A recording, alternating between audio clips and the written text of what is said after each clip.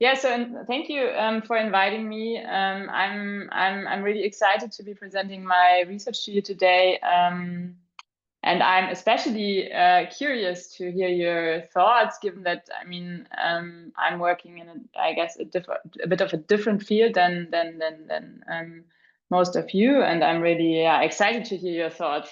So I will, as Anna mentioned, I will talk about my research on venture capital and the role of venture capital in the digital economy, broadly speaking, and I'll be focusing on what I call the hypergrowth principle and how that underwrites the rise of what some colleagues have called the tech oligarchy. In this picture here, which I'm sure all of you have seen quite a lot over the last month, you see a row of tech executives at Trump's inauguration. But the simple question I want to pose in this talk, or maybe not so simple, is why are these men so powerful? And I'm not interested here in the kind of ideological weirdness or opportunism or something like that, but I'm rather interested in deriving some of the economic foundations of their power. And of course, that's only some. So I'm focusing on venture capital here. So a good point to start is to look at, if we're interested in economic power, that is to look at the most valuable companies globally. And here we see a fairly recent list of those companies, and you all probably know them.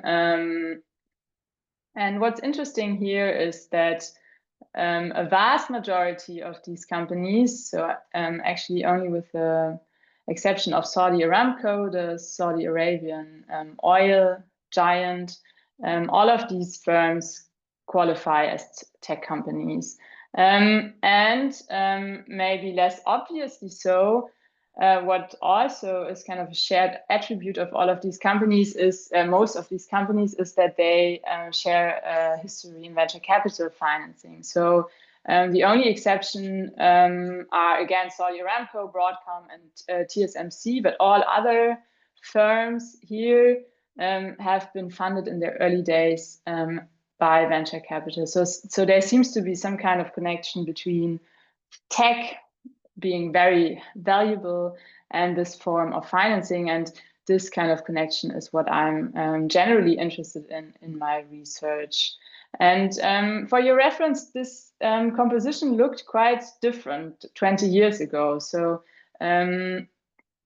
it's quite unique for the present times that that is such a homogeneous group of companies making the top of these lists. So 20 years ago, it was oil and energy companies. It was also a financial group. It was Walmart, the retailer, and so on. So it was quite mixed.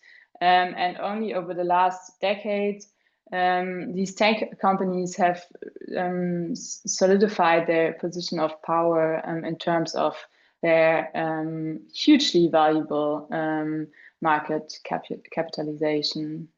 And the same holds true, and even more so for private firms. So these firms, they are all listed on stock exchanges, obviously, and these are private firms, and the most valuable currently the most valuable, or I think that's from a few weeks ago, a list of the most valuable privately held companies, and they are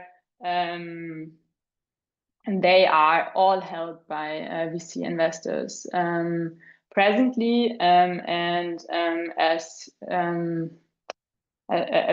you, with a focus on your AI research, of course, all know these names because they are very involved in the development and business of AI. So how can we grasp this link between tech, VC, and economic power and value. So for that, I will talk about firstly the venture capital model very generally, and how that, in my own conceptual language, imprints hypergrowth on startups and the economy. And then in the second part of my talk, talk about the politics of all that and how venture capital is underwriting the tech oligarchy, or whatever you might want to call it. So what is venture capital? Venture capital is a form of equity financing for startups, and VC firms generally buy minority stakes in startups. So in contrast to, for instance, private equity firms, right, that buy whole companies, VC firms buy just minority stakes, 10%, 20%, something like that. And typically, the venture capital fund is constructed as a limited partnerships. And I'm not a legal expert, so I'm curious also to hear any thoughts on that, or what. Surely you know more about this than I do, but this model is quite important for understanding how venture capital works. So we all know or maybe not, but most visible are the VC firms themselves, right? Like Sequoia Capital in the United States, or Atomico in Europe, or Andreessen Horowitz, firms like that. And they set up VC funds that kind of serve as an asset to them and the capital providers. The capital collected in the venture capital fund is not predominantly, it's not paid in by the VC firm itself, but rather it's collected. I'm really not sure what's kind of your level of knowledge on venture capital, so I'm hoping I'm not boring you here with these technicalities, but they are quite important. So capital providers into venture capital in Europe are typically large corporates, insurances, pension funds, family offices, and to a very large degree also government agencies. And I will talk more about that later on, but in Europe, the largest capital providers are actually public money, government agencies like the KfW, the German Development Bank, or the European Investment Fund on the European level, paying into VC funds to kind of drive some political goal or the other. And then from this capital that the VC firms collect, they invest into startups, their so-called portfolio companies, which they then need to sell later on in order to pay back the capital providers and also to make some money themselves. Financially, it works like that. The VC firm earns a kind of a yearly management fee that's typically around 2% of the total fund volume. The total fund volume might be 100 or 200 million in Europe. So then you have 2 to 4 million per year just for managing the fund. At the same time, they are also part of the capital gains. So they earn typically around 20% so-called carried interest from any transaction, and are involved themselves into the fund, but only with like 2% typically. So overall, this model shields venture capital firms from risk. In contrast to like this image of a risk-taking investor, that it's rather the capital providers, and as I said, in Europe, often public sources that carry most of the risks of the structure. And a second point is important here, namely that startup investing is quite uncertain, and that makes sense, right? Because it's startups, it's very early companies. You don't know how they will develop. You don't know if the business model works. There might be a lot of competitors with the same business model, the same market, and so on. So a rule of thumb in the field is that 9 out of 10 startups won't really make it. So that means just 1 out of 10 is like is like required to really make it big time to compensate for the losses of all the other investments.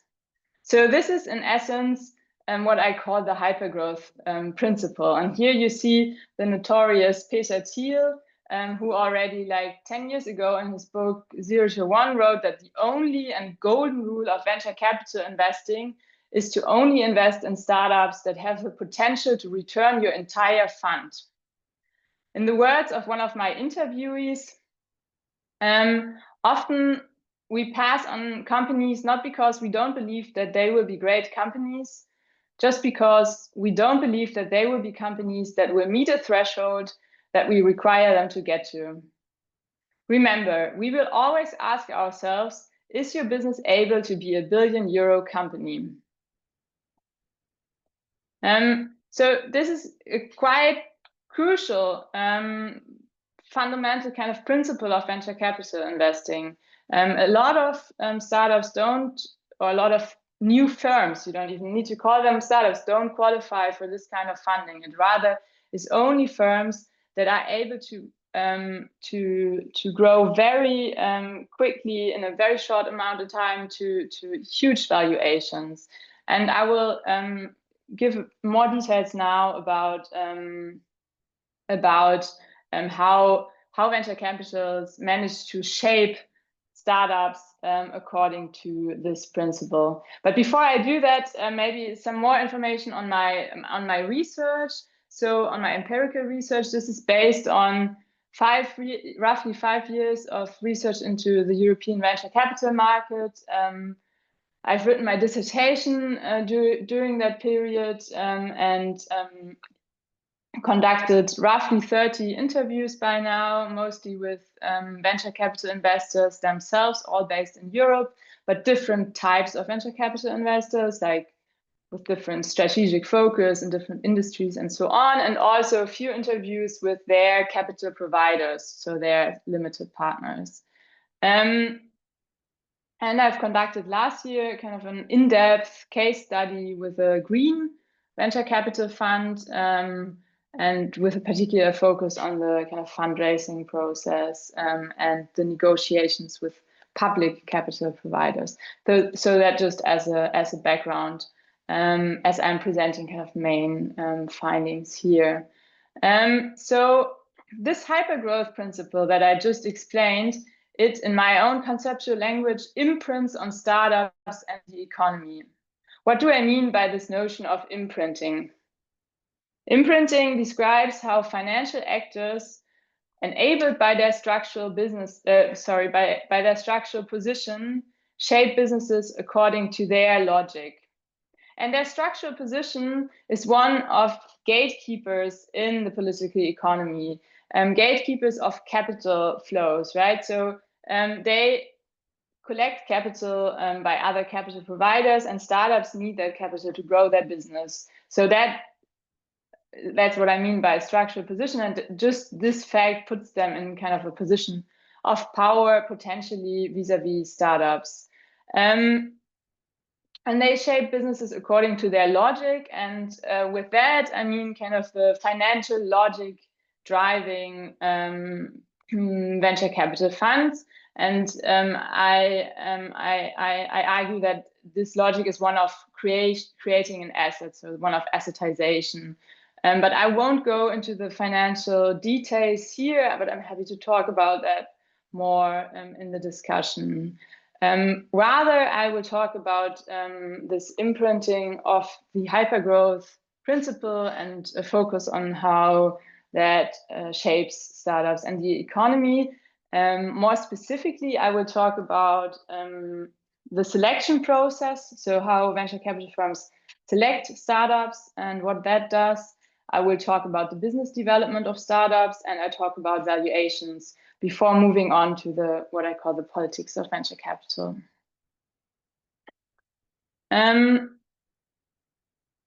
So how does the selection of startups work? What you see here is an image from the US TV show Shark Tank, which is like a venture capital TV show. And here you see, I think, quite nicely this interaction between venture capital investors and here the entrepreneur.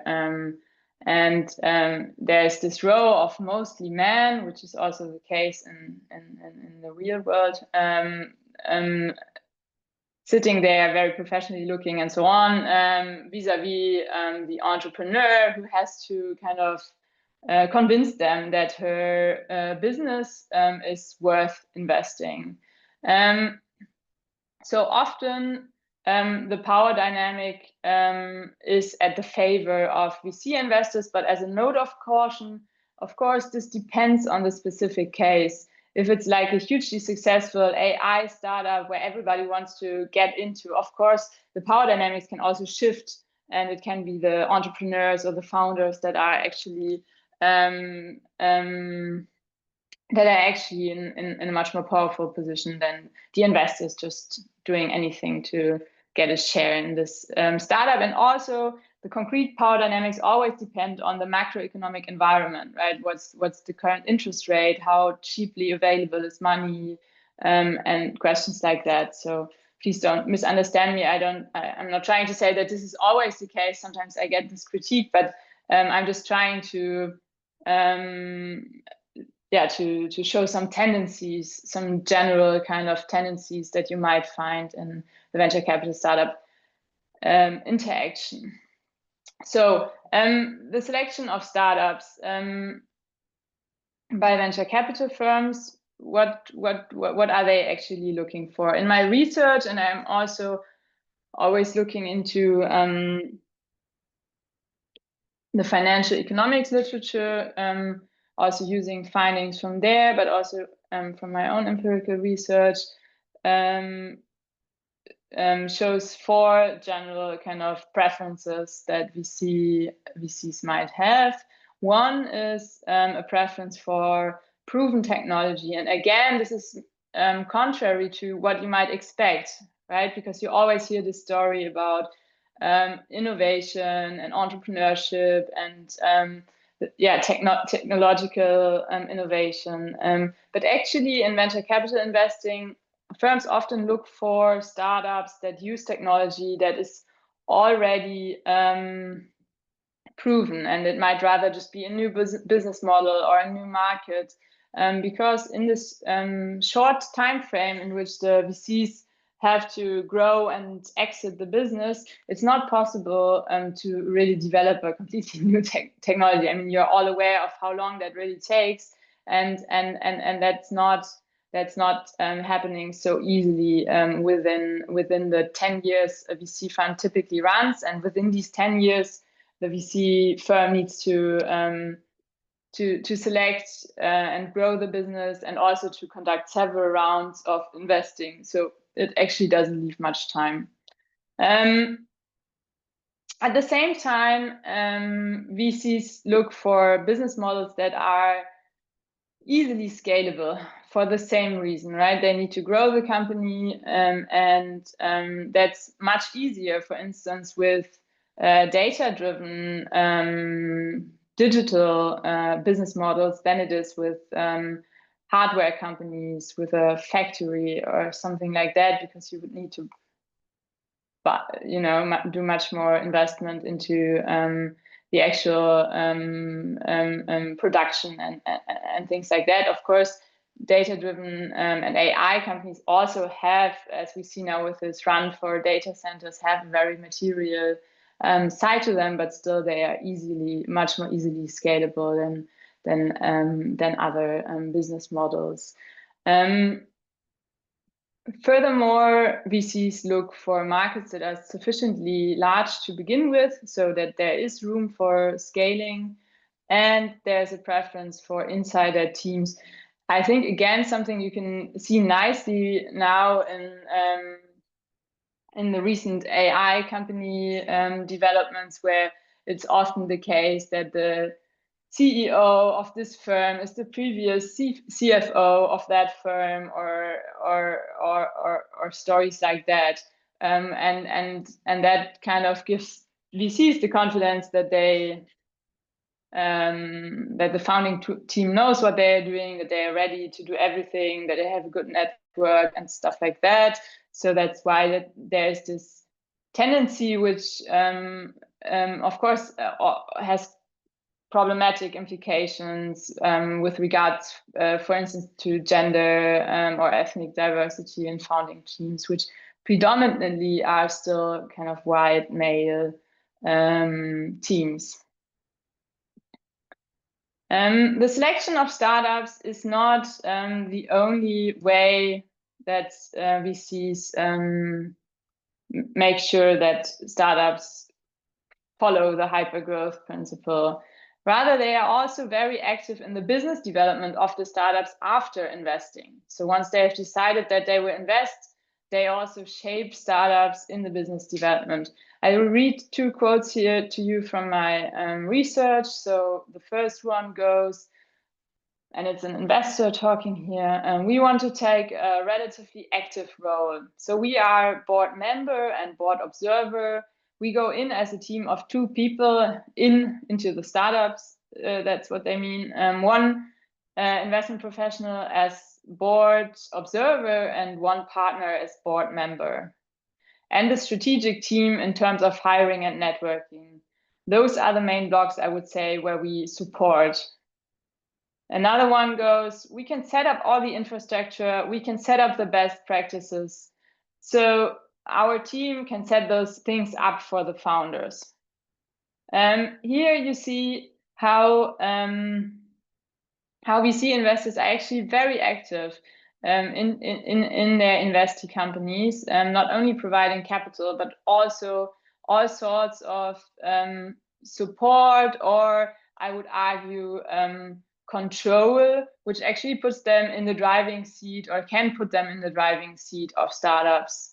Again, a snapshot from a TV show. This one is Silicon Valley, and here's the entrepreneur facing a row of skeptical looking investors asking for reporting or whatever it is. In my work, I find channels of direct and indirect control for the VCs to maintain that startups follow the hypergrowth principle. So in terms of direct control, these channels are mostly legally ensured. So we have preferred shareholder rights for VC investors. So if the shareholder structure also consists of employees, or later on in the IPO, it's often the case that if VC investors remain shareholders, that they have preferential shareholder rights, or before the IPO, that they have more rights than other shareholders that are not VC investors.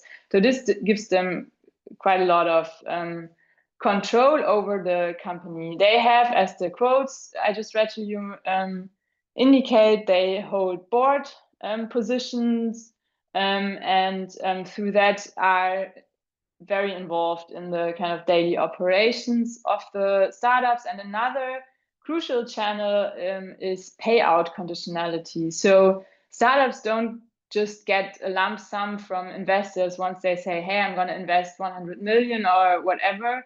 It's not like this amount is kind of transferred to the bank account of the management team, but rather often it's kind of legally coded through conditionality. So saying, for instance, okay, we will give you 1 million now for this and that expansion of your business. And then once you've reached this target in revenue, we will pay out another part of the total funding and so on. So this way, they can really make sure that startups develop the way they would like them to, and that typically is according to this very fast growth.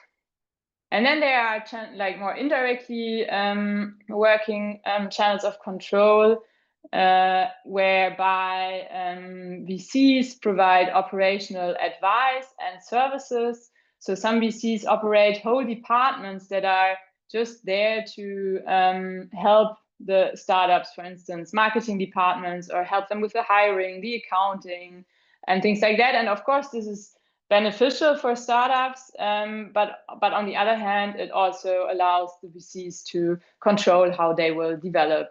Finally, an important point is also access to the network of VCs. VCs, if they have been in the business for a while, they have a strong network of successful companies, of other investors, maybe even a political network, and they can put their startups into contact with them, and this will also influence how that startup might develop.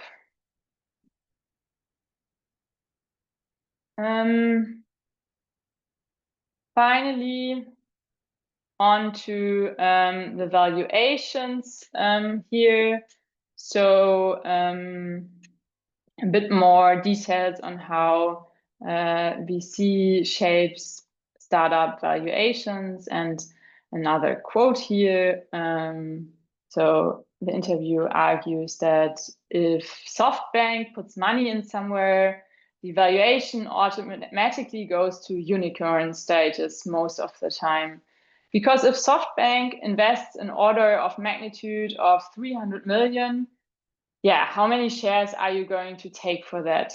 You get 30% for the 300 million, but most VCs probably don't get a majority either. So what he's describing here is kind of the mechanics of valuations in VC. To give you a more easy example, so imagine there's like a startup and a VC is investing 10 million, because that's, the startup says, hey, we need 10 million so we can expand to another market, and then the VC says, okay, we give you 10 million, but for that we want 10% share, because that's what we typically take. And then you get a valuation of 100 million.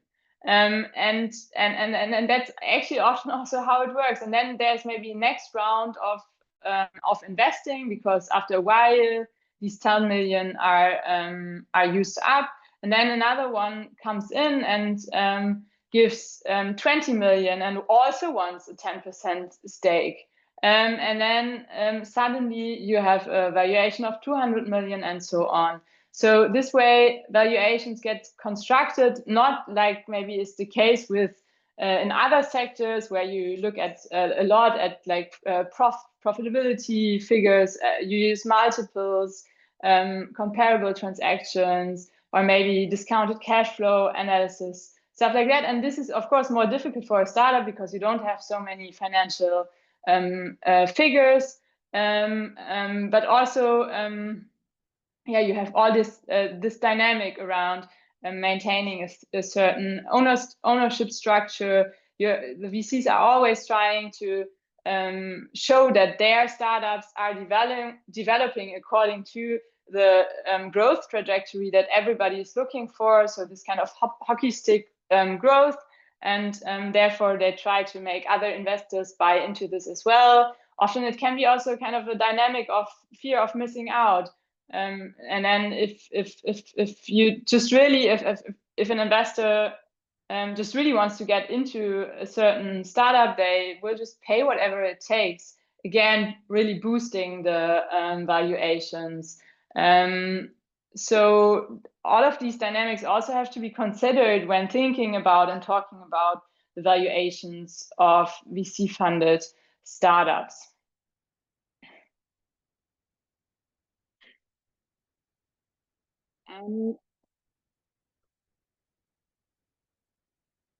So these were kind of the basic mechanics through which venture capital imprints this hypergrowth principle into startups. Now I'd like to speak a bit more about the politics of venture capital and how that has shaped the emergence of this really powerful group of people, and what role venture capital plays in this new constellation.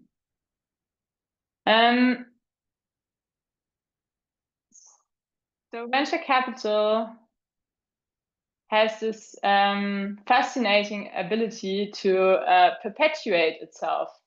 It's quite interesting. I'm not sure, maybe you are all already aware of this, but I'm showing here two like very famous examples where you see how these big tech firms that we all know themselves become investors, right? And they all operate their own venture capital arms, so-called corporate venture capital, and they use this to invest into other companies, and now a lot of this money, I think around 60%, goes into AI startups. For instance, in the case of OpenAI, famously so, Microsoft and NVIDIA have invested, and then OpenAI goes on to, with their own venture capital fund, goes on to invest into loads of smaller AI startups. And these big tech firms are actually among the top investors into new AI firms at the moment, rather than the VC firms, or in addition to the VC firms that have become so successful over the last years. And this way, they gain privileged access to technology and investment opportunities, and are ready to, once a company becomes very attractive or becomes a competitor potentially, they are ready to buy them, and that way kind of perpetuate their own position of economic power. This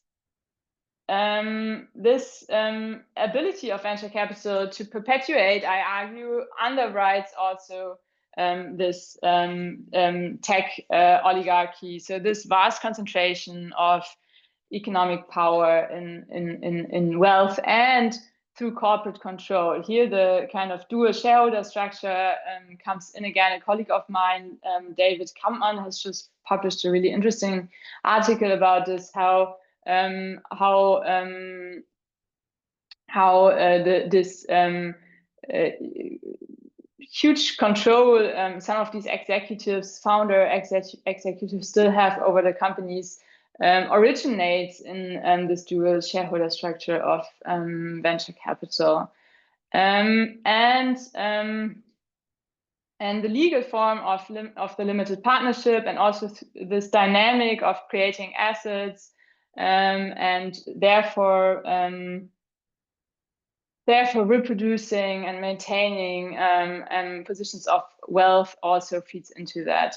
This term tech oligarchy was coined by a legal scholar, Julie Cohn, you probably all know her, who also describes how these tech and VC investors not only defend their wealth, but also are kind of on a mission of offense, whereby they also politically shape the conditions that allows them to continuously increase their position of wealth.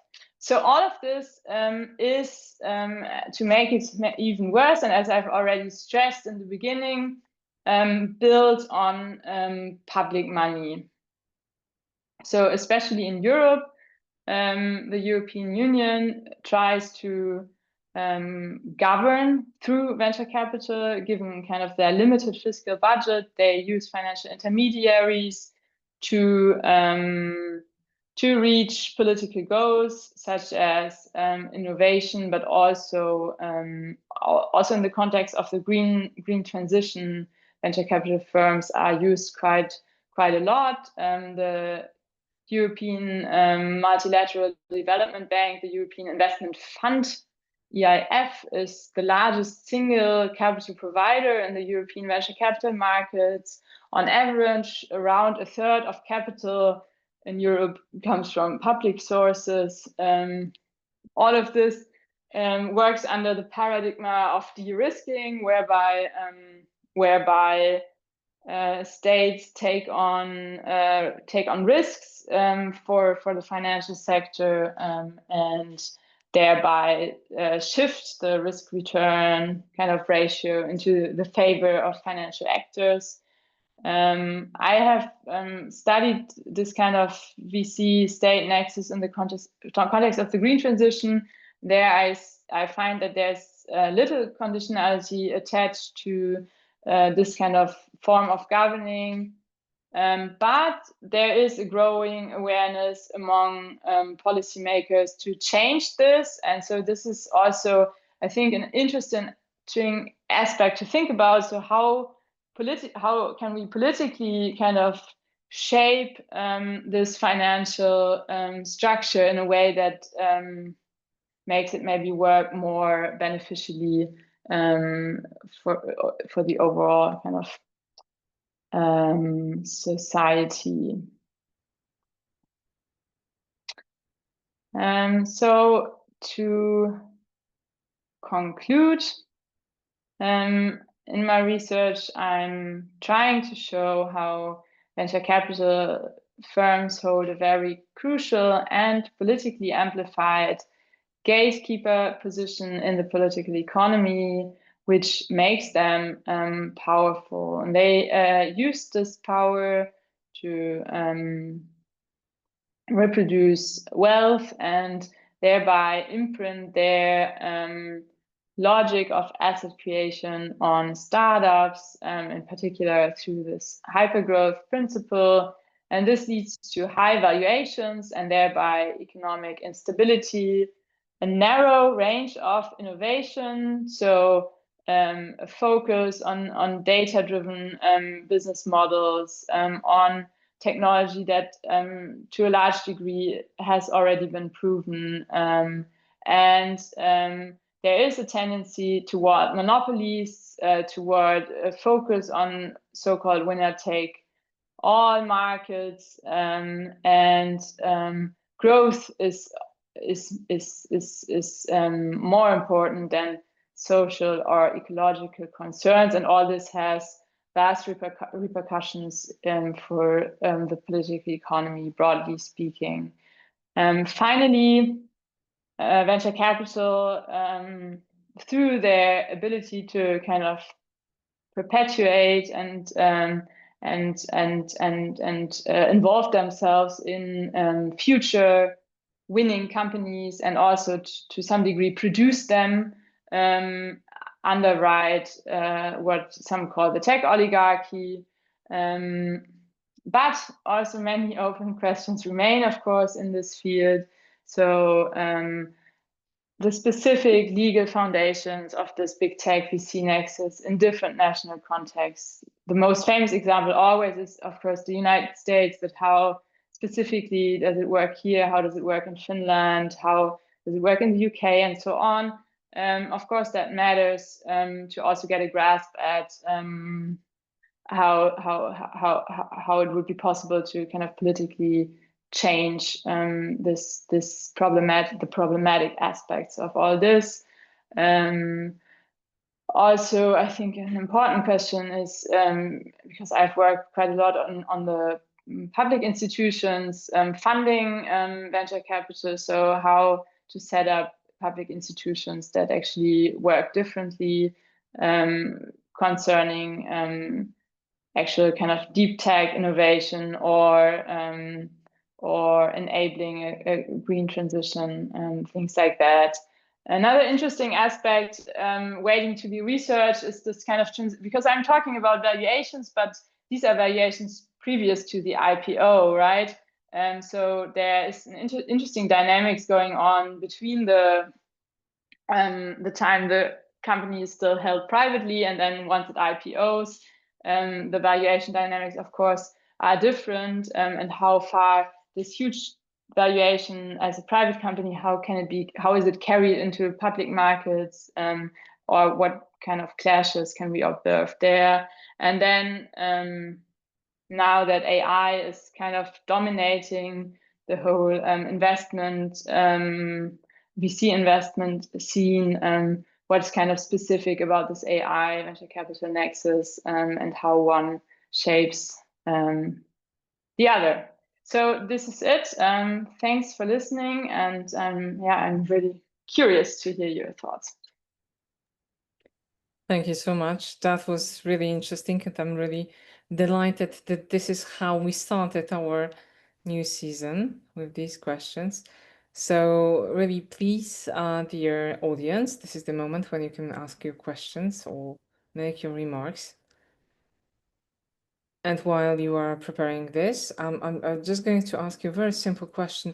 Did you give any thoughts to the distinction between, let's say, capitalism in a classical sense and neoliberalism, as both are applied to the framework you are studying?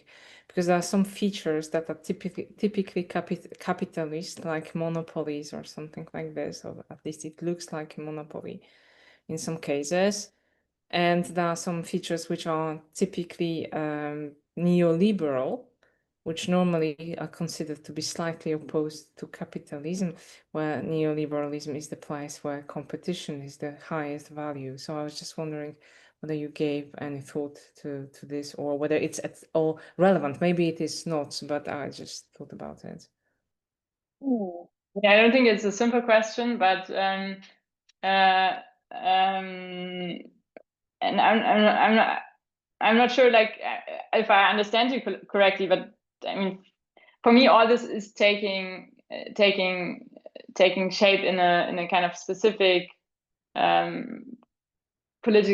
political economic conjuncture, if you will, which is kind of a specific historical period of capitalism, where there are neoliberal kind of tendencies, but also other ones. And I think this kind of tension between competition and monopoly and kind of different economic and political actors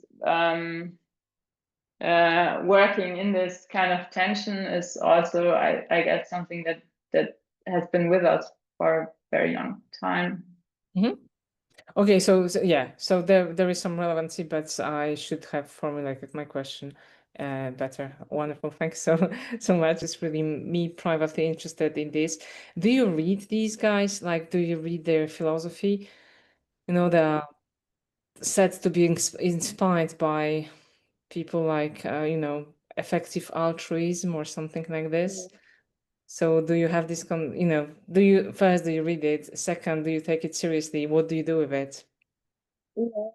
I do read some of it, or I have read some of it, but not the very recent stuff. I think it's very curious, and I think there's a lot of good work also on this kind of ideological aspect, but that's not my kind of analytic focus. But I think it's like really mind-blowing, like what some of them kind of argue, like especially Piecha most recently. I don't know if you saw this kind of antichrist stuff he was talking about. Anyways, it's like they are somehow mad, but then they are also very, very powerful. So this is an interesting mixture. And actually, Maël, he asked me to also talk about the like gaining access, and actually that also speaks to that. So I know this kind of VC bubble also because I've kind of worked in that field. So at that time, I was also very confronted with the kind of ideological aspect and the books going around and the kind of articles people would read. So from that time, I had a good kind of access to the field, and now for the research, and also I was also confronted with this ideological aspect. Thanks so much. Virginia, the floor is yours. Hi, hello everyone. Franziska, thank you so much. That was really amazing. I do not know nothing about this topic, more or less nothing. Of course, I've heard all the debates and so on, and maybe a bit of a background, just very, very short. I'm working in AI ethics, and I do have lots of overlaps with sometimes startups or with companies. And of course, the whole debate about AI at the moment is regulation versus innovation. And it so happens that in a week, I'm going to be in a panel with venture capitalists and startup guys. And so that was actually perfect to talk. I'm really, really happy. But Could you just, maybe it's too simple, or again, it's one of those things that sounds simple, but is actually massively complicated. When I talk to, well, not necessarily venture capitalists, but maybe startups or smaller tech innovators, whatever they are, they constantly, of course, bring up the idea of regulation as a problem. I don't believe it. But is there some truth to it? And is it only a truth because you want to do what you want to do without having any legal restrictions, like in the US partially? Or is it actually an economic problem that startups really compete in the market and cannot get enough money? Or is it, as you said, the big major players, especially if you want to do AI, you can't do AI with 200,000 euro, or can you? And what's actually, so what's your point of view basically on this? I know, very massive question, but is it more a finance capital thing? Because what you said in the end was great, and I always bring up this argument, half half baked, half improvised, but that so much money is taken from public money, yeah, in these kind of pots, and this worries me a lot because I think that there's a certain competition in what gets investment and what doesn't. And if we cut down social services and invest more in tech, then of course Europe wouldn't be Europe. So is this a true argument, or is there some kind of, is it a bit problematic to say that? Should I answer right away or? Yeah. Mm-hmm. Okay. Yeah, thanks a lot. Very interesting question. So, I mean, generally, I think regulation from kind of an academic standpoint, I would say regulation always happens, right? Also, deregulation is kind of a form of regulation, and and necessarily kind of the state sets kind of the framework for economic interaction to happen. So then it's not generally a problem. But I think, of course, there are better or worse regulatory frameworks depending on what your goal is. And I think in my empirical research, a lot of my interviews complain about the amount of rules they have to follow when they have, for instance, public funding. And I think I can very well imagine that some of them are maybe a bit, that maybe some of the kind of reporting requirements could be organized better, or are maybe too much work and things like that. But on the other hand, also with regards to what you just mentioned, with this kind of competition of where does public money get to be spent, I think it's very important to have strict conditionality with regard to public sources funding VC. And I think it could be much more stricter. And if then investors are not happy with it, then they need to source the capital somewhere else, because otherwise it could just be like a public sources kind of guaranteeing the profits for financial actors. So I think the question really is what does where do we want to move toward in Europe? Of course, Europe works differently as the United States, and then the question is if the goal would be to have these huge companies in Europe, then then some capital is indeed missing, and we would need more growth capital and venture capital. But it also might be the goal to kind of ecologically transform the economy or whatever. So depending on that goal, you need to decide where to spend money, and what kind of conditionality also to use for financial intermediation. Thank you. Wonderful. Thank you so much for this. Sorry, I'm just checking on the chat. I see, David, that you have your hand up, and I'll just ask you to speak in a second.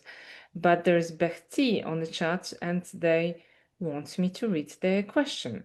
So it was very interesting. I have two questions. Does your comment apply more generally to all forms of private equity, or is this tendency to create quasi-monopolies and focus on hyper-growth specific to venture capital? So it was the first question.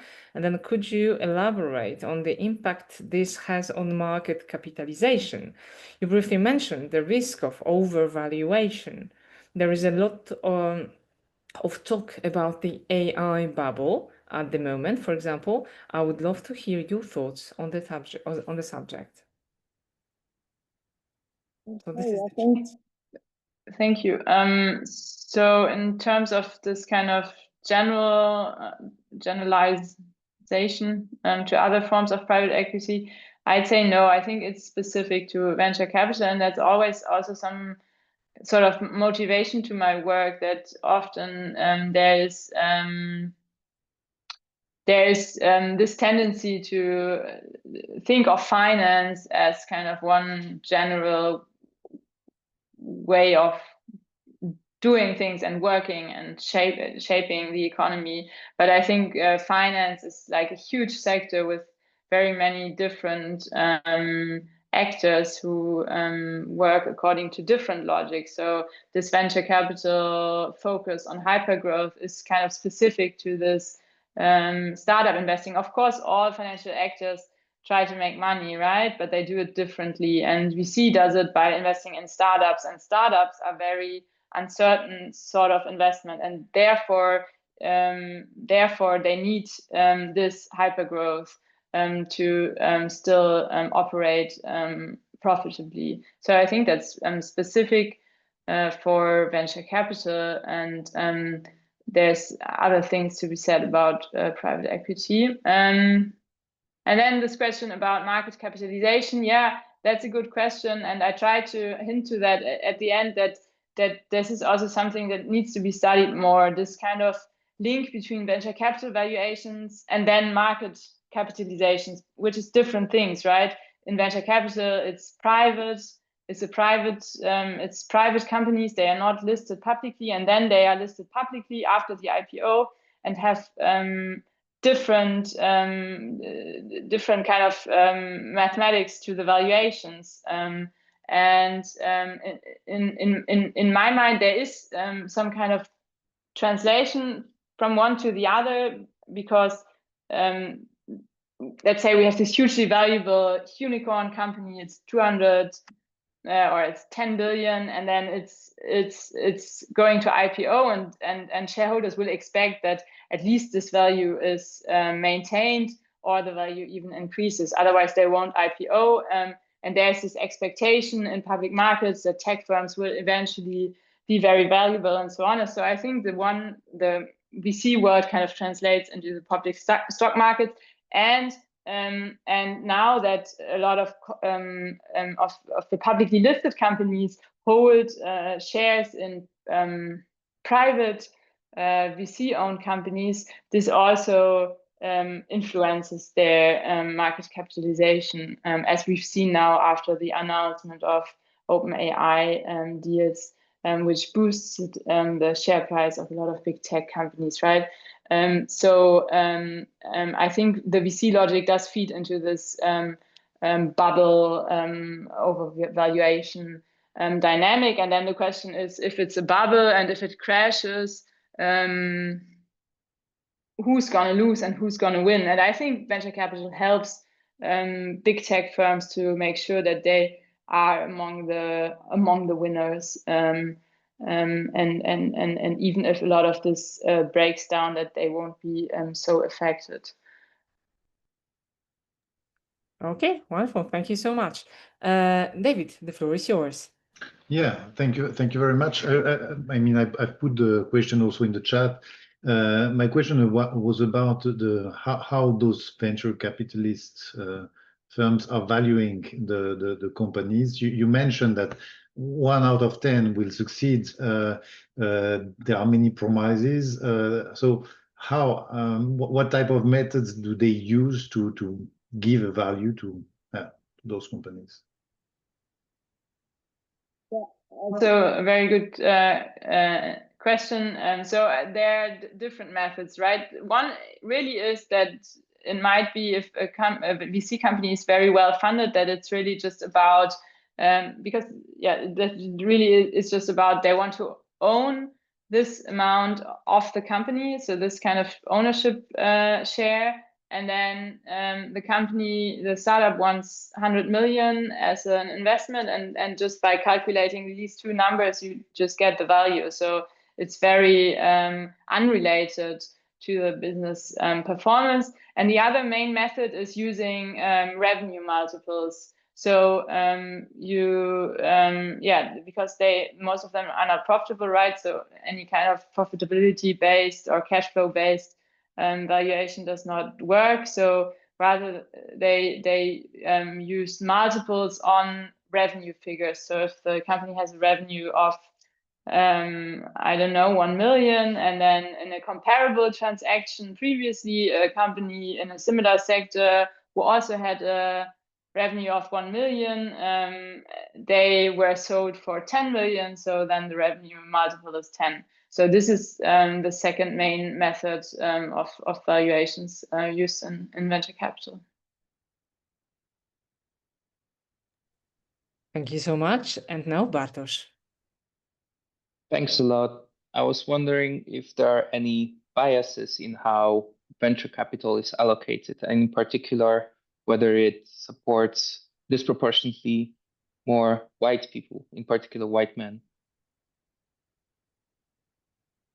Yeah, there's a huge bias. I don't know the most recent numbers, but it's like 98% or something of capital. No, maybe it's not that bad anymore, but like surely over 90% white men. So this is this huge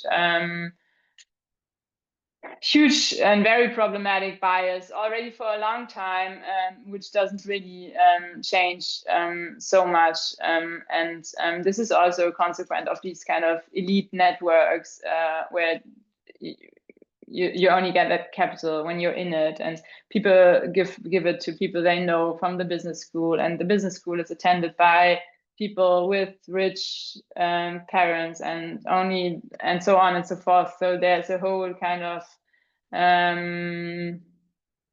very problematic kind of cycle which perpetuates this problem. I would be actually curious about just your hopes for international governance of this, right? What kind of legal tools you think might be developed to deal with this? Do you have any thoughts and intuitions about it? I mean, I would hope that that some of you have some thoughts about this, because I mean, this legal side is really not my expertise. I mean, I'm more I know about the kind of political institutions and the financial dynamics, but not so much the legal aspect. I mean, my hope would be in Europe institutionally that there would be more public institutions that directly fund corporations, businesses, new organizations, so that you don't necessarily go through venture capital, but rather, and there is one institution in Europe, it's the European Innovation Council, that already does this, but they only co-invest with venture capital. So they, again, are very dependent on this kind of venture capital logic. So I'd hope that there be more institutions decoupled from venture capital to follow political goals that don't follow this hyper growth value maximization. Yeah. Thanks for this. And I was just wondering whether Eugenia, since you do work on ethics and AI, etc., to what extent you think that normativity can come from somewhere else than ethics? Because I guess that ethical considerations on that matter are useless as long as there is no political and legal will to change something. So I was just curious about how someone from your field. Yeah. I mean, I fully agree with that. I'm myself quite critical with ethical guidelines because they're guidelines, and I've never heard someone saying they're not ethical. So everyone starts with this. The big companies, they all do it very, very ethical. And I'm not quite sure. I think maybe sometimes it's a mystification of ethics, while it should be more practicalities to it. Like just one example from my research, gender. Just with the question, even from Bartosz, I think even these kind of things, like you can't give money to 89% white men, This is not just maybe illegal or no one cares if it's legal, but it's unethical to some extent. So you could just change the numbers or make some quota or something, just as a very banal example now. But I just read even today, because I'm preparing another talk, that even the measurements of where gender or even other nationalities or so on, that sometimes even certain metrics are just missing to even document certain problems as existing. And I could imagine that the financial markets or venture capital is exactly one of these areas. And that's why, by the way, I'm joining this talk to which I'm not really qualified to talk, but I want to go there to talk with these guys and be like, what are you doing? So I'm very excited to do that. And that's why I'm super happy that this discussion is happening today. But there's so little awareness actually in their world of even just the social aspects or and I remember we had a pre-panel discussion, and they were like, well, later you pay taxes, right? So isn't that enough basically for the money to come back into society? But that's, we know even in Europe, a huge problem. If Apple doesn't want to pay taxes in Ireland, not even 1%, then, I mean, come on. So there's so many ways to avoid certain things. And I keep asking myself, and how do you get the value back that you invest in these things? And what does it mean really for societies to get that back? Because the tendency now to invest in so much AI, well, if bubble or not, I don't know. But what are you getting really back? Because can you scale up to a level where it really makes sense to invest so much? Or do you just make the 5 millionth app to do something that 5 million apps have done before? I mean, I'm really now at the moment super confused because I think it's just, I don't really get the whole what's going back to society thing in these kind of capital kind of investment schemes. But and that's why ethics gets completely lost, I think, in that. I'm not quite sure. Yeah, it's I mean, maybe in the very product in the end, certain things can be argued as ethical, but exactly. Yeah. Some kind of, algorithms. Our algorithm is ethical, like, Yes, come exactly. on. Yeah. We're making democracy better and da. So afterwards you can PR ethics into everything, right? But yeah, I'm super critical with that. And I actually think philosophers or ethicists are not critical enough. I think we're way too la. And we very often sit at the table. So we are being asked. But then we have 10 guidelines, we give it out, and we're like, we done our job. Yeah. It's tricky. Yeah. Ask my students. Stuff I don't know. It's not how it happens in Nancy. Franziska, go on. You wanted to. But I don't want to hijack now, Franziska. I mean, it's really, but it's very interesting. It's very interesting. Yeah. I think, what you mentioned, that there often are not even the kind of numbers that you would need to, or the data is missing. Yeah. You would need to judge what's actually going on. That's also a huge problem I've encountered.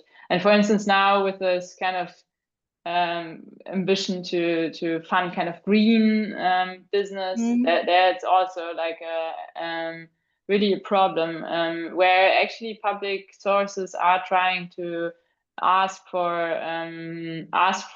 kind of a sustainability focus as a conditionality to the investment, but then the question is how that is measured, right? And this measurement often lies in the hand of the investors. So obviously they will just, they tend to do it the way that serves them best. And for them, there seems to be no kind of contradiction whatsoever, and that then again is problematic, but also hard to judge from the outside. Yeah. I mean, I don't know, just a quick kind of throw in of information, because actually in Bonn, Amy van Vansberg, she does amazing research on this kind of distinction, and she's a philosopher of technology between, AI for sustainability or sustainable AI. So there are two different angles in which you can go, and most things is just more AI for sustainable stuff, but actually increasing the unsustainability of AI. So actually, the more sustainable AI you have, the less sustainable AI will be. And these kind of paradoxes are now discussed well, but of course, you need to shout them into the world all the time, because there's so much non-sustainable tech apparently used to tackle climate, whatever. Absolutely. And with AI, it's worse, just it's even worse, or the paradox is like even bigger. Yeah. Yeah, so this topic is really bizarre, but I don't really understand. And of course, the AI Act doesn't really help now with making sure you have to at least register the energy you're consuming for something, but there's no limits. They didn't put in any limits. So they just said, yeah, you have to just tell us how much you use, but we will not limit you. So it's kind of bizarre, but yeah. Yeah, well. Oh. You started the. Yes, You tried. I Yeah. Oh, I'm just sharing this because I really liked Bernie Sanders' yesterday's post. You know, this is just quite amazing. Like he understands everything, and somehow, you know, this message is not passing. And there's, anyway. Sorry. Yeah. Is there anyone who would like to defend maybe AI somewhere or venture capitalism for that matter? Please do. Please. I don't think one can always blame AI, because the other thing I've noticed is the AI blame game. Some play, especially those who invest the most. Then they turn up to be the saviors of warning us. So there's a certain narrative there also. Maybe that's where ethics is quite good, actually, in exploring these kind of narratives, which are very persistent with those AI developers and priests and prophets, that they always have this. And I think it's only, by the way, for investor reasons. I mean, that's my opinion, to warn and to show that they're responsible enough to basically manage the capital responsibly by saying, but it's very dangerous. We're going to do it, but careful, it's going to maybe extinguish us. So these kind of strategies are self-referential, but they're actually, I'm not sure if let's like, there's some kind of research on that and how much it raises then really capital or secures it, or I don't know, does it somehow, yeah. But it always sounds good, and it's one of those strategies where people fall easily into that. And I mean, in the bias discussion, it's still very often people. It's not AI. That's the problem. It's the people behind it blaming AI to do something wrong, but they designed it. So it's like, Yeah, absolutely. Yeah, that also really motivates my work. That is so often, I mean, it's not, you don't talk about the kind of investors or the financial dynamics, but rather you talk about the technology. And yeah, that's very problematic. Okay, any more remarks? Or yes, Bartosz, go on. Thanks. This discussion is reminding me of a concept of techno-chauvinism. I'm not sure if you're familiar with it. So I was wondering how venture capital could be positioned with respect to that concept. Franziska, is it? You have an idea? So very quickly, it's an approach that says that every societal problem is just a technological problem, and solving it is just a matter of more technology. So then a venture capital can step in and simply pour the money in to, have AI that detects deep fakes, while deep fakes are themselves a product of another technology. And you have this. So you mean this kind of solutionism, kind of that technology is kind of, or you can just find a technological solution to every social problem. Yeah, I think VC is deeply involved into that, and that kind of justifies their whole being, and also it kind of operates in a political under some political circumstances where states are kind of losing the fiscal capacity, not really, but like ideologically losing the fiscal capacity to do stuff themselves. So they come to depend on financial intermediaries to fund the solutions, the apparent solutions for problems that are actually political problems and not technological problems, and that only continues onwards. But actually, it should be politically addressed, in my opinion. Thanks a lot. Great talk. Thank you. Thanks. Thanks for this. But this is also the question kind of fundamentally of philanthropy, right? The fact that that the money of in venture capitalism in general becomes really huge. The money that they are able to propose to offer fake solutions to genuine problems, this money is getting is intimidating even for some states, not all the states, but for example, in the context of COVID vaccine, for example, right? We had this situation where a venture capitalist was exactly the most important person in the world from the point of view of policy decisions relative to the distribution of vaccine. So we just went through something that was huge, and it was not interpreted as such. The fact that world policy, the policy of the WHO, World Health Organization, was decided by Bill Gates, it was unusual. It shouldn't have happened. He was in opposition to the head of the World Health Organization, and he won. And he was in opposition to Joe Biden, Bill Gates, and he won against Joe Biden in the discussion about the vaccine, the patents on vaccines, right?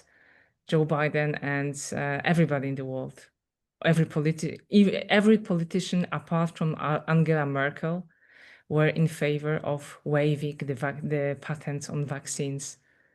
And the person who belonged to the bros you were mentioning, so decided otherwise, and he won. It was actually also Joe Biden who kind of popularized this notion of tech oligarchy in his farewell speech. He was actually saying, yeah, like this is there's kind of an oligarchy taking shape in the United States. So interestingly, yeah, he seemed to be very aware of that. And now in the Trump administration, there's like actual venture capitalists from Andreessen Horowitz, this guy called Scott Cooper, and others that occupy kind of senior positions, and of course they are also able to set the political framework that allows them to continue to operate the way they do. No, it's crazy. Okay, so we'll have to make a revolution. We agree on that, yeah? This is the next step. Okay, wonderful. Franziska, I don't know whether there are any more questions. Our international audience, do you want to add something? If not, I'll just Bartosz, I will not read what you just, it's not going to be